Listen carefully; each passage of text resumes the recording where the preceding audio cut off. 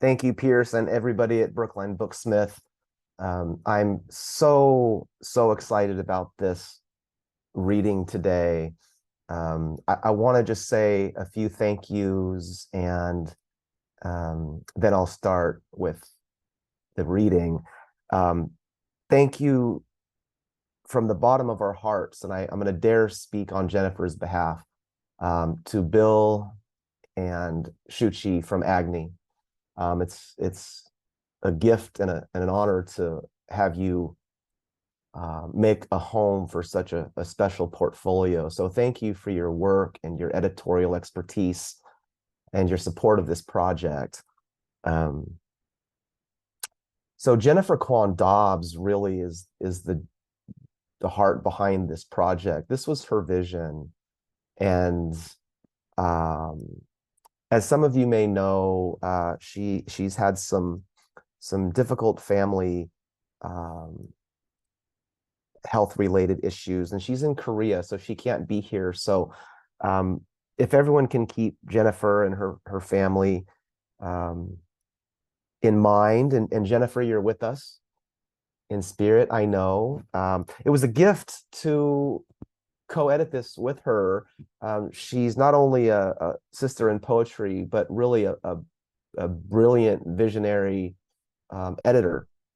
And as we were putting this together and we put out the call, we were really overwhelmed with what we received. And I do want to say that it was difficult. It was a lot of incredible work, and we had another project in mind, a subsequent project that for various reasons couldn't happen with another organization. So the writers in this portfolio are part of a continuing conversation, and there's so many deeply moving writers who are adopted doing incredible work. I think some of them may be on the call, but I wanted to mention that. Um, the portfolio includes writers from backgrounds from Korea, China, Japan, India, Laos, Cambodia, Philippines, Samoa. It's an incredibly diverse and rich and growing field. So thank you all for being here. And I'm here in California in the United States. I live in Fresno, but I am here in a hotel room in Berkeley. So wherever you're calling from or zooming in, thank you for being here. I know from around the United States and Canada, and I think I saw a couple people from um, Korea and Barcelona. So thank you for being here. Um, I am going to read an excerpt. Jennifer was planning to read an excerpt from her introduction, and if you haven't had a chance, I really hope you can savor every part of this portfolio. Her introduction is deeply moving, and I'm going to read just an excerpt from her introduction that's titled Ceremony. This is Jennifer Kwon Dobbs. Removed from family, unnamed, forgotten, erased, does an adopted person have ancestors? What if the spirits don't descend, and I've been haunted by something else or nothing at all? I didn't know enough about Korean culture or shamanism to realize I was being tested each time I pulled flags during the ceremony, or when I balanced a pig's head on top of an upright trident in a bowl of uncooked rice. It all stood on my first try. What did that mean? Why does it matter? Wikipedia says spirits can't cross water. The Pacific Ocean lies like a blade between my family and me, an exile. Though I've drilled Korean into my head to be able to speak with Oma and Apa ever since we reunited 12 years ago, there seems to be an invisible hole near my nape, leaking it out again. I still rely on translation apps and mumble ashamed. Struggling to understand my ancestors' every word, I caught snatches while I sobbed before the open door of heaven, and Haraboji thanked me for remembering and feeding my ancestral family, even though our relatives had abandoned me to starve. While I write this, Haraboji sits nearby at a distance and watches me try to untie the unusual knots. Do adoptees have memory? What if they don't know their birth family's names? I lay the questions down and pick them back up, fearful that no one will believe me if I don't explain. A certain stiffness sets in, and then a numbness caused by repetitive motion. My senses are petrifying. When I stop looking over my shoulder, when I give up searching for answers to questions that aren't mine, I hear my ancestors' sleeves rustle. I follow the sound. My friend Songja says that we adoptees live in history's margins and are able to move in the spaces that border an experience. Nimble, protean, an adoptee has an awareness and a creativity that converse with constellations, dimensions, manifold possibilities unbound by known origins and sources. This liminality risks oblivion. Yet to imagine ourselves inside this everywhere that may be nowhere is to stake and take up space. Here, I am here. Even after untranslated documents, deathly embraces, a roll of shaved dice, medicine veils, wars, receipts, a fading blue and severed roots. Here, we are here, resplendent and alive. So that is from Jennifer Kwon Dobbs' introduction.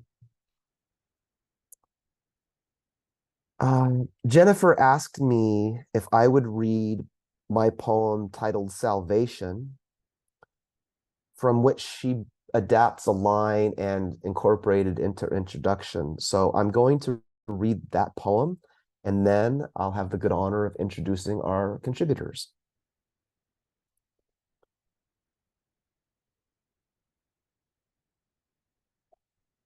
Salvation.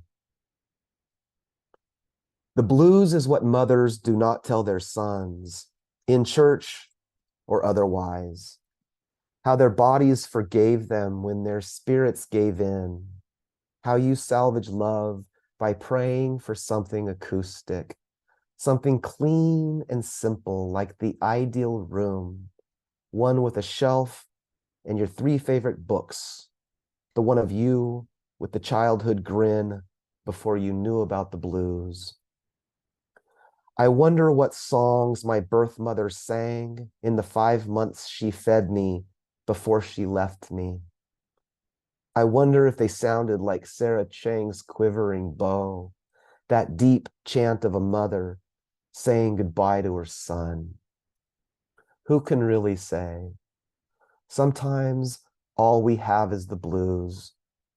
The blues means finding a song in the abandonment, one you can sing in the middle of the night when you remember that your Korean name, Lee Kwang-soo, means bright light, something that can illuminate or shine like tears, like little drops of liquefied God glistening down your brown face. I wonder what songs my birth mother sings, and if she sings them for me, what stories her body might tell. I have come to believe that the blues is the body's salvation, a chorus of scars to remind you that you are here, not where you feared you would be, but here, flawed, angelic, and full of light. I believe that the blues is the spirit's wreckage, examined and damaged, but whole again, more full and prepared than it's ever been, quiet and still, just as it was always meant to be. Okay. So,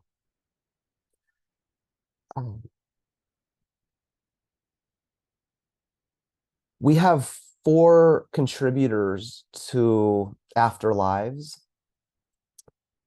the AGNI portfolio of Asian diaspora writing. And I'm going to go ahead and introduce the first reader.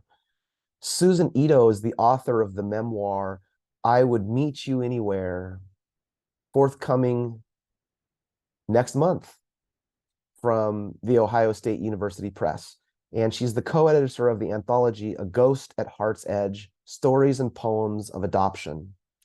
Her work has appeared in The Writer, Growing Up Asian American, Choice, Hip Mama, Literary Mama, Catapult Hyphen, the Bellevue Literary Review, and elsewhere. Her theatrical adaptation of Untold, Stories of Reproductive Stigma, was produced at Brava Theater. She's a co-organizer of Rooted and Written, a writing workshop for writers of color, and a member of the Writers Grotto. She teaches at Mills College campus, at the Mills College campus of Northeastern University and at Bay Path University. Please welcome Susan Ito. Hi, Lee. Thank you so much for that introduction. Thank you for reading that poem. It was so beautiful, and I loved hearing Jennifer's introduction excerpt as well. I'm so honored and moved to be part of this portfolio. When I submitted, I just wasn't sure if I really belonged in this portfolio, but I'm just so honored that you thought I deemed me worthy of being part of it, and I'm so thrilled, and I can't wait to read the whole thing. I'm going to be reading an excerpt from my it's not an excerpt, it's an outtake from my memoir. So this is a piece that was originally in my memoir, but it was cut for space reasons. And so I'm extremely thrilled to have it here in AGNI. So the piece is called Homeland, and this is an excerpt from it, from the beginning. I was 10 years old when I first traveled to Japan in 1970. My adoptive Nisei parents had planned a combination tourist trip and homecoming for my Issei first-generation grandmother. This journey marked her first trip back to Japan in 50 years since she had left as a picture bride. Her parents had died long ago, but she would be seeing her sister for the first time in 50 years. My parents had coaxed me away from my New Jersey friends with stories of Nara Park, where the deer roamed free, nibbling from visitors' hands. I wasn't sure what to expect. In a photo taken of our tour group, I'm wearing a red striped shirt, stretchy shorts, and clunky orthopedic shoes. Thick brown bangs and smeared horn-rimmed glasses dominate my face. I sit between my parents and grandmother in the front row, holding up a sign for Rising Sun Tours. My mother is wearing her customary button-down blouse and boxy skirt, and my father has a camera hanging from his neck. Except for my family, the tour group was all Hakujin, or white Americans. I'm half Japanese, hanbun, or half and half, or as they say in Japan, hafu. I was just beginning to think about being adopted. It meant that I didn't match my family the way that others did. It meant that I had other parents, only one of whom was Japanese. I wondered if those parents might be Yoko Ono and John Lennon. The tour guide, Namiko, gestured for our family to sit near her on the bus, as if we were her favorites. My father spoke to her in Japanese. She hid her lipstick mouth behind her hand, and answered him, giggling. The minibus wound through the green landscape of my grandmother's childhood. I sat with her, holding her hand. After my grandfather had passed away, she had been folded into our family. She was like an elderly sibling to me, and my partner in everything. We shared a room in the hotel and buddied up on the bus. My mother pointed out the window. Look, Ma, remember that? My grandmother shook her head, either in denial or amazement. Oh my, she murmured. Her eyes were watery, her voice incredulous and sad. My grandmother stumbled through the tourist part of the trip as if she was sleepwalking. When we first arrived in Tokyo, my parents urged her to ask directions from a police officer. She approached him sideways like a crab, bowing awkwardly. He leaned down to listen, then gesticulated with both hands, a rush of words coming from his mouth. Nana nodded, bowed, and thanked him. I heard her mumble, "Arigato gozaimasu," and then she scuttled back to us. She grabbed my father's sleeve. "Masaji, you go ask other person." "What? Didn't the Jun-san tell you?" Her mouth trembled. "Talk too fast. No understand." She shook her head violently. "Different kind Nihongo." We stared. Different kind of Japanese? What did she mean? But she insisted that it was different, that he used words she had never heard, and she had no idea what the police officer said. The language she had known for 5 decades had been replaced by something much more rapid, full of sounds and textures she no longer recognized. My mother barked at her. "What do you mean you don't understand? This is where you come from. You were born in Nihon." My grandmother turned away ashamed and brought her cotton handkerchief to her face. My mother muttered under her breath, "You baka." I flinched. She'd used this word on me too, when I lost a sweater or forgot to bring my lunch to school. Baka. Stupid. It landed like a gob of spit. My grandmother spoke a broken, half-stuttering, half-English, half-Japanese. My friends couldn't understand her, but her jumbled code comforted me. I understood her perfectly, like we were twins sharing a secret language. I think we all thought that in Japan, her homeland, she would return to speak fluently in her mother tongue, but she stumbled in Japan too, still grasping for language, never fully confident. In our small suburban town in New Jersey, my Japanese American parents were a distinct minority. I saw kids pull at the edges of their eyes behind my father's back. They would stick their teeth over their lips like rabbits and jeer, "Hai, ching-chang." But in Japan, my parents and grandmother dissolved into the population. With their black hair and golden complexions, they looked like everyone else. The only thing that set them apart was the tour badge on their clothes, and me. I noticed the sideways glances in my direction. A vendor in a shop looked from me to my parents and asked questions. My father answered back in Japanese. Was he telling him that I was adopted? That I was hambun, hafu? That it was none of their business? I didn't want to eat Japanese food. I turned away from everything except bowls of plain white rice or onigiri, rice balls like my grandmother made. My parents were perplexed. She likes sushi at home. She eats it all the time, they said. My mother said, "Susan, it's sashimi, just like in Florida." But the orange bubbles of fish roe made me gag. This wasn't the sashimi I knew. Sashimi was what we ate after my father went deep sea fishing off the coast of Florida. Every summer, we packed the station wagon with clothes, books, my father's fishing poles, and my mother's electric rice cooker. We rented a kitchenette double unit at the fabulous Waikiki Motel in Miami. My parents had been going to this same motel since the mid-50s, before I was born. Deep sea fishing was best at night when the big fish, sailfish, swordfish, red snapper, rose up from the dark surface of the Atlantic. On fishing nights, my mother let me stay up late. We walked to the beach at midnight and took turns squinting through binoculars, looking for my father. The fishing boats floated on the horizon, tiny dots of light like stars that had fallen from the sky. When I woke up, I would rush to the kitchenette's mini fridge and fling open the door to see his catch wrapped in newspaper. How big was it? Then he'd tell me dramatic stories of the struggle, the fish's shining body twirling in the moonlight. My mother would steam a pot of rice and bring out the glass decanter of shoyu. My father would slice the fish thin, and with a special knife he sharpened against a wet stone. The red flesh melted on my tongue. It was exhilarating to eat something my father had caught with his own hands. I would tell him how I stood out in the sand in my pajamas, the light from his faraway boat winking at me. This was sashimi to me, fresh fish on hot rice, eaten off a paper plate in Miami Beach. My grandmother had left the Okayama rice fields to marry my grandfather, a man she had never met. She ended up working in the laundry room of busy Brooklyn hospital. Bloody sheets, too much blood, she'd say with disgust, flexing her hands.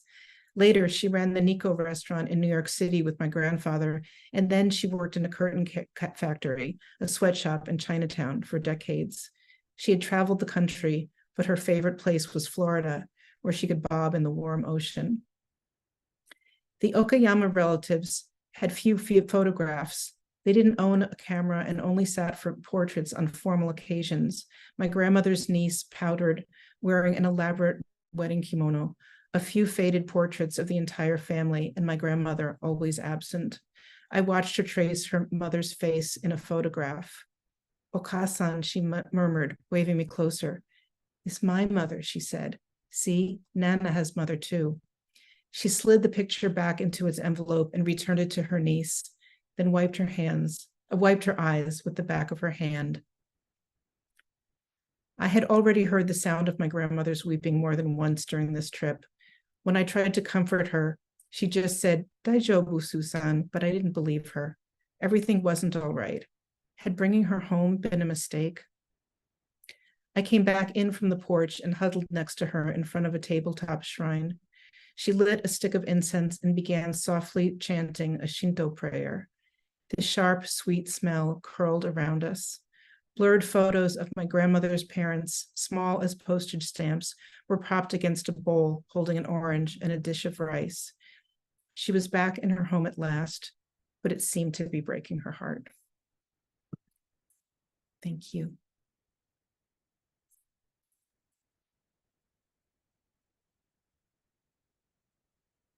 Oh, my goodness.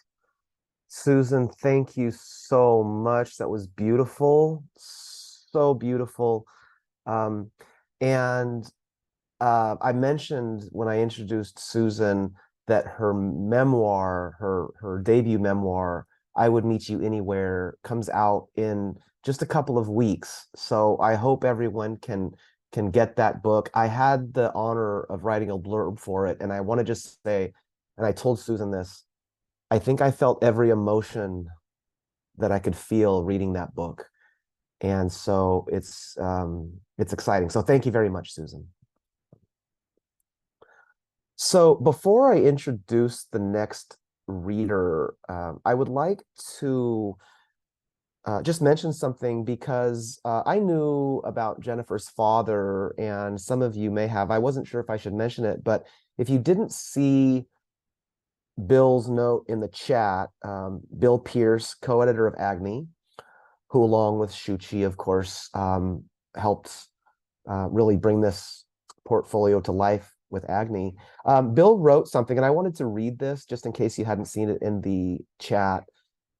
Jennifer is in Korea at her funeral, at the funeral for her Korean father who passed away.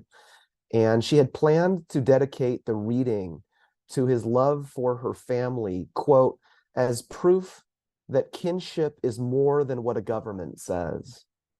Being at this funeral is a testament to that truth.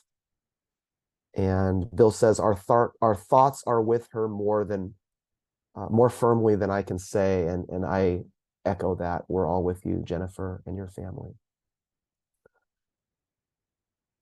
Our next contributor is Greg Santos. Greg Santos is the author of Ghostface from DC Books and several other poetry collections.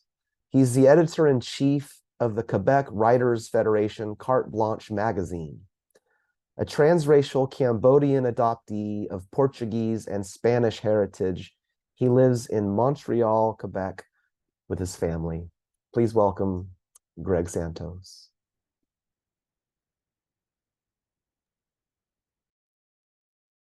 Thank you so much, Lee, for that introduction. Our thoughts are, of course, with Jennifer and her family. It was wonderful to hear Susan's outtake of her story from her memoir, and looking forward to that book coming out. It is such an honor to be here with my fellow Asian adoptee diaspora writers, and I am coming to you from Montreal, Quebec, also known as Juolgevuođđu by the Mohawk people of this area. And I am very grateful to be here with you all. And I'm going to be reading a poem from the portfolio that I've never read before, so hopefully it comes out okay.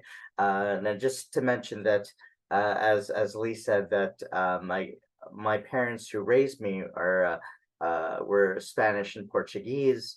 My father passed away when I was a teenager, and so this poem touches on that. But I do have also a Cambodian ancestry, and so my book Ghostface touches on that.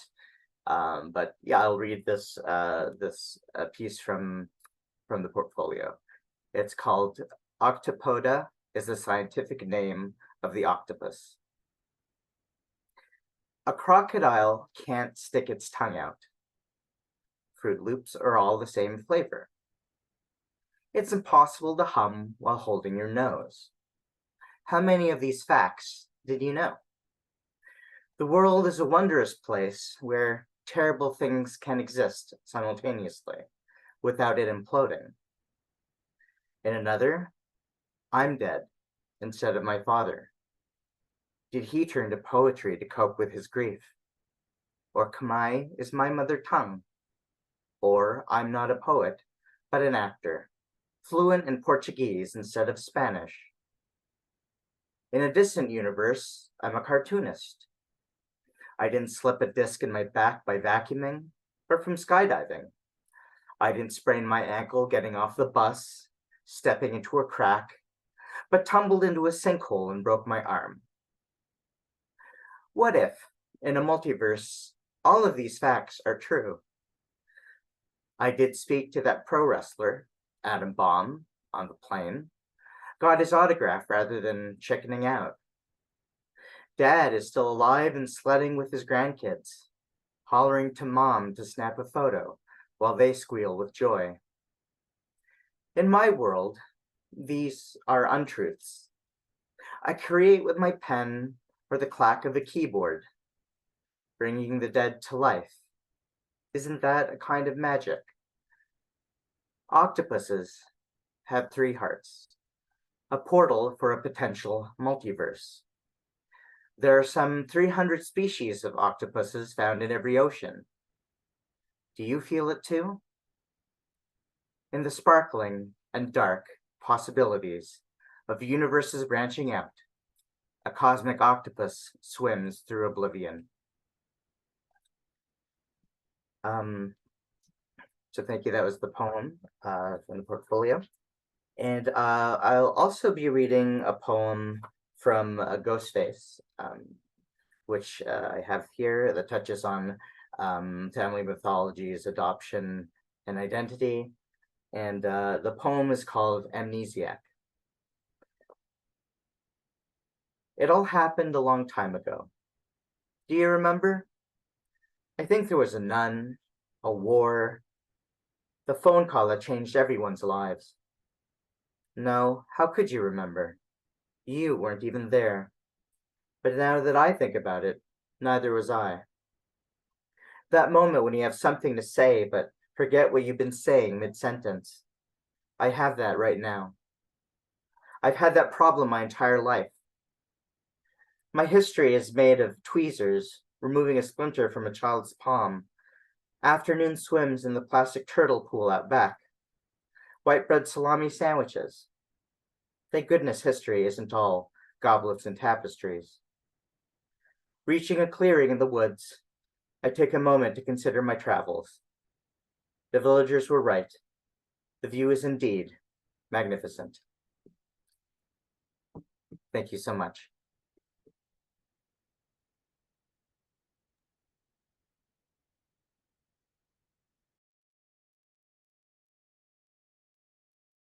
Thank you, Greg. It was great to hear that poem from the portfolio and the poem from Ghostface also. It's great to hear it in your voice, and I hope everyone can go enjoy Greg's work in the portfolio and everywhere you can find it. Thank you so much. Thank you. So our next contributor is Eva Lin Fahey, she, her. She was born in Jingmen, China during the one-child policy. A transracial adoptee, she became a US citizen at age 3. A primarily water-based media artist, Fahey creates work that investigates her origins and the circumstances of other girls adopted from China, centering on themes of motherhood, intergenerational ties, and the East Asian diaspora. And I wanted to just say briefly that when Jennifer and I were putting this together, she asked me to give her the names of a few artists, and there are so many brilliant artists who are adopted.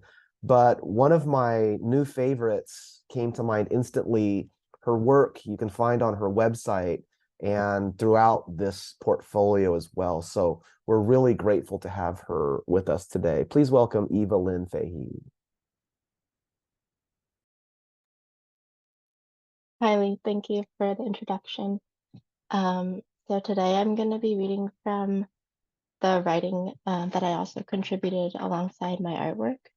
It's a piece of writing titled, I Heard My Mother Tongue Today.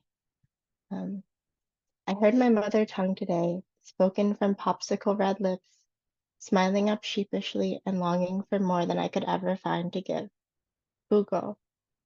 I know these lips, grew them cell by cell, watched them part and form, mama. Yet I never thought I'd hear those tones rise from the ground under our summer feet with the grass shining red, white, blue. I thought I'd carried nothing with me from the motherland, hands too small to grasp the sounds.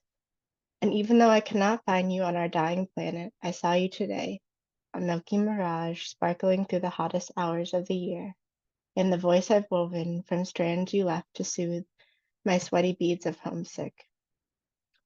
27 years have passed, since the gulls swooped down and ate the breadcrumb trail that stretched from me to you. Mama, I can count to Googleplex. Juolgevuođđu, the waters have risen, oceans have grown over ashes, houses crumble into the sea. Yet here held tightly in small hands, just big enough to grasp, you found your way to me. And now I will briefly share my screen to just show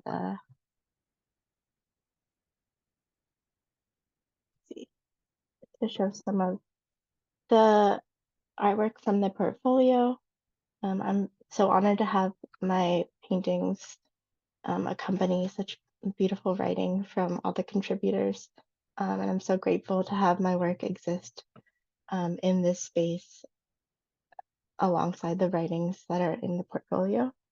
Here are some of the paintings that are included. You can find more of my paintings on my website. That's in the chat. As Lee said, most of my work stems from my experience as an adoptee and mother. And here's some of the paintings that are included that you can look at alongside the portfolio and the writings.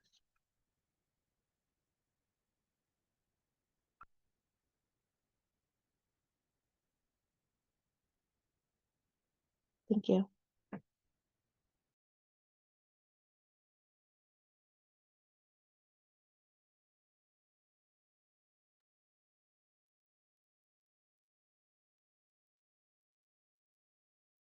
Thank you so much, Eva. It's great to hear that writing, and yeah, I hope everyone can enjoy the writing and also keep exploring that art. It's just beautiful work. So thank you very much.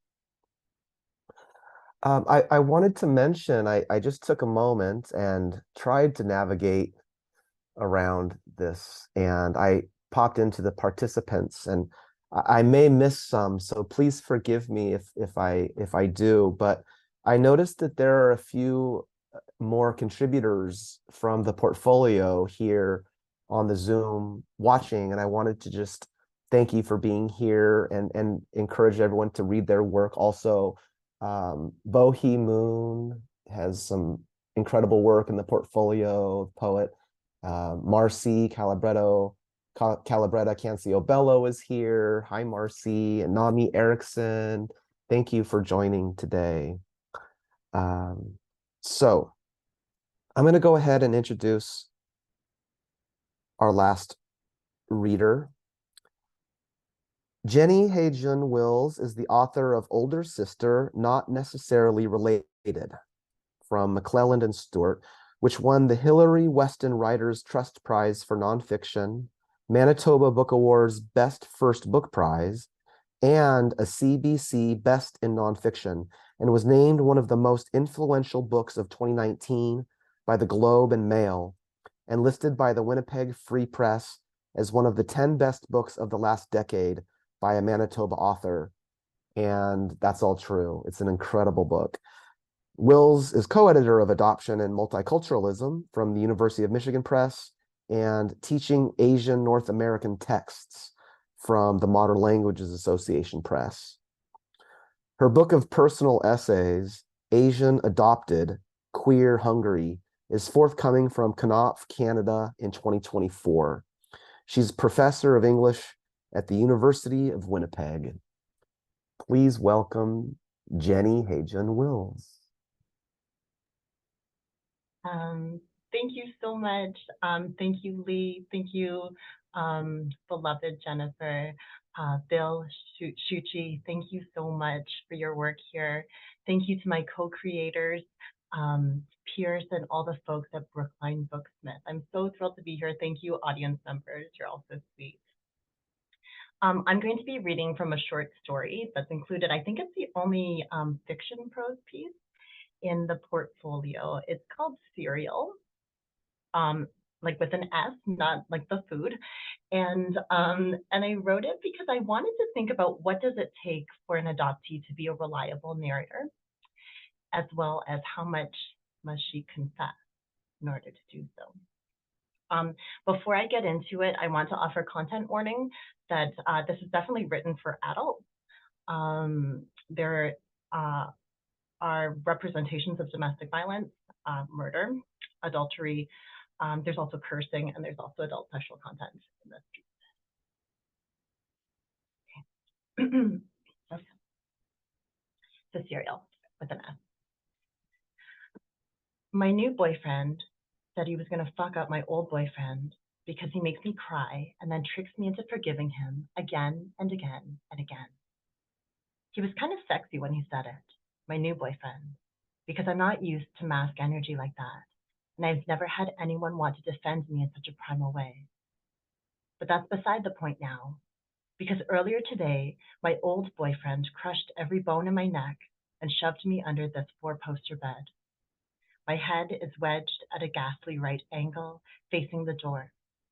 And while my heavy eyes are partially open, for the moment, all I can see are dust bunnies and the worn pine board flooring that used to give me splinters when I went barefoot, tiptoeing as though his wife might not know I'd been there if I walked around like I belonged.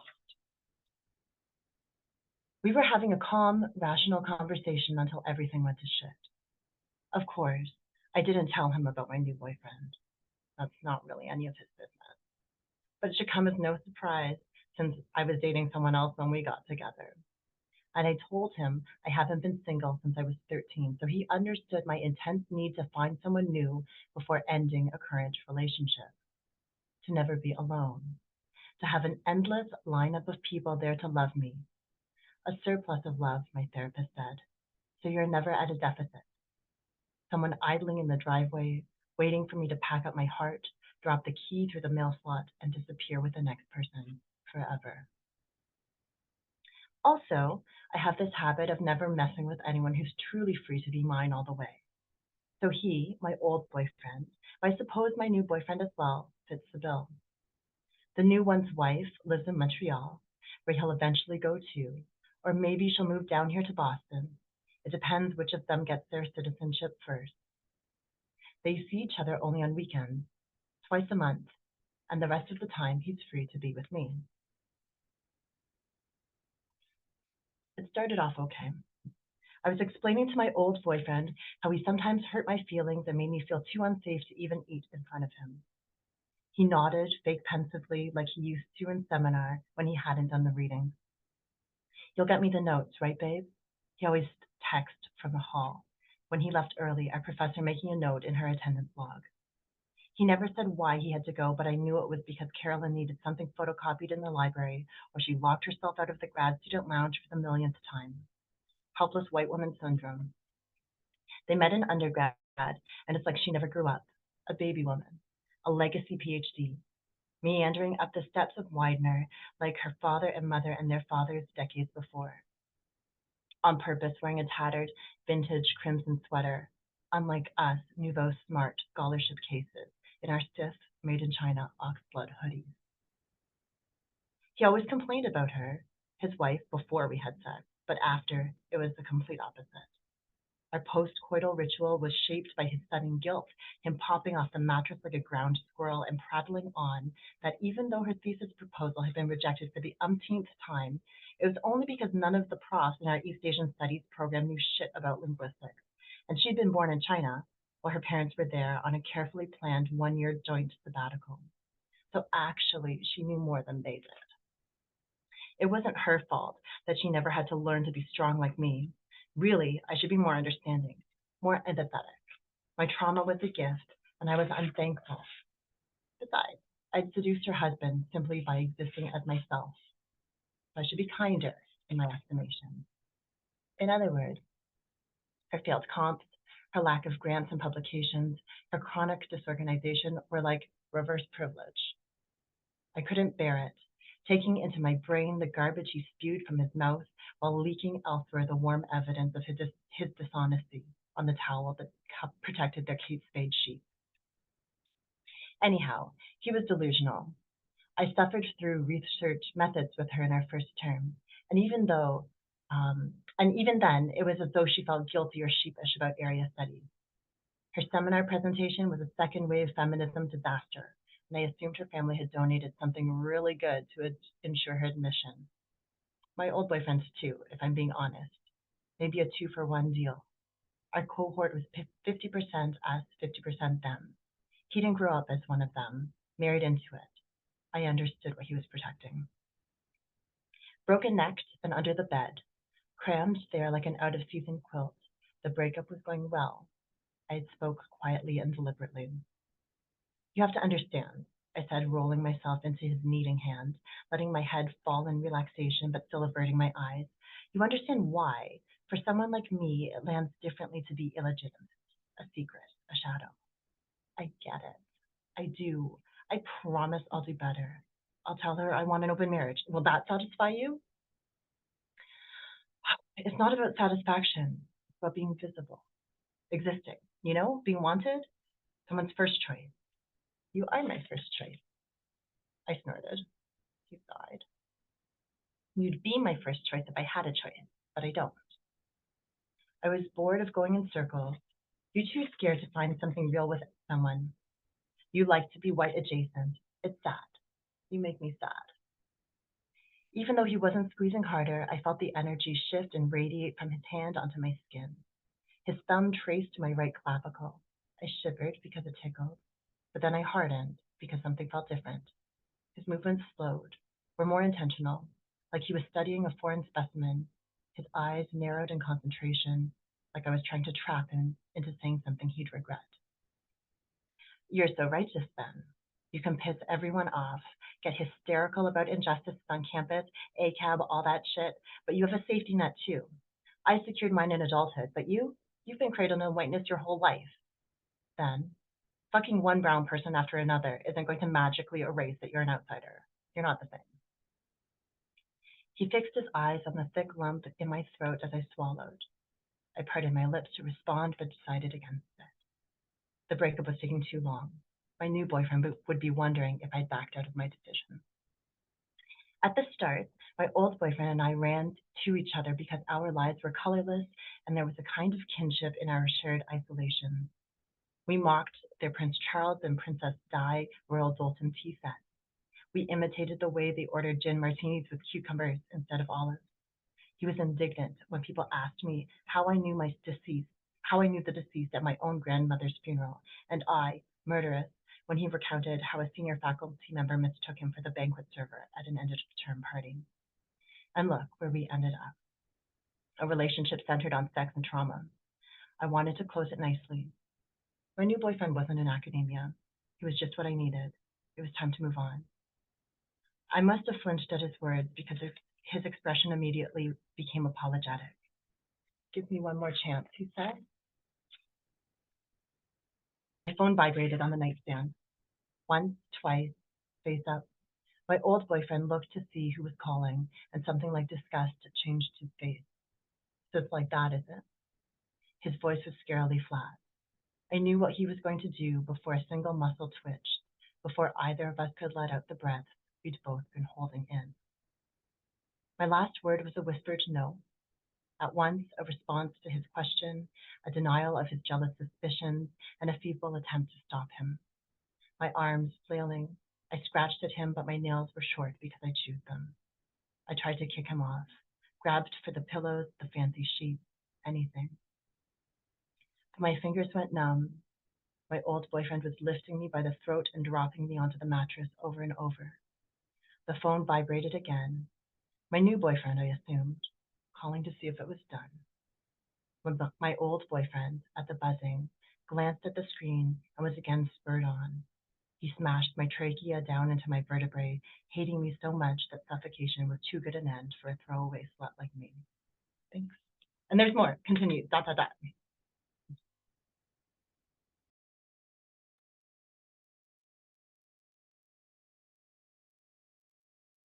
Oh, I have to take a breath. Thank you so much, Jenny. Oh my goodness.